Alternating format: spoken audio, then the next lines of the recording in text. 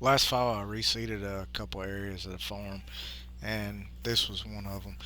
You can still see there's buttercup here that they've grazed around and trampled some. But this is probably some of the better grass that I've got right now.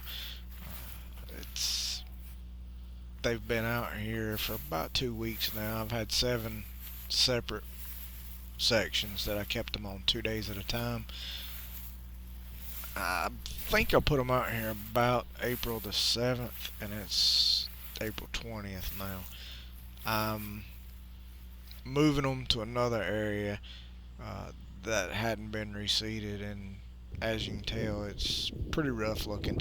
It's been neglected and it's been overgrazed for quite a long time. I had horses out here prior to having a few cows, and like I said, I've overgrazed it. My grandpa overgrazed it before I did, and there is some grass out here though, even though it doesn't look like it.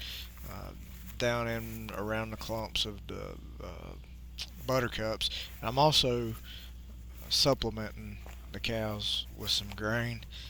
I did take soil samples last fall, and believe it or not, my levels were good, except it recommended, I think, about 100 units of nitrogen per acre, which I put out last fall.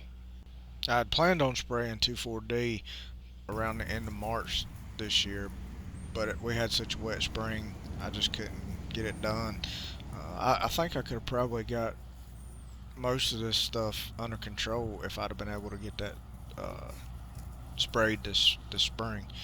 Hopefully things are going to get better over the summer though, and throughout the fall, and hopefully next spring is going to be a lot better than this spring. And that's one of the reasons I videoed this, is so I can look back next year and see what progress I made.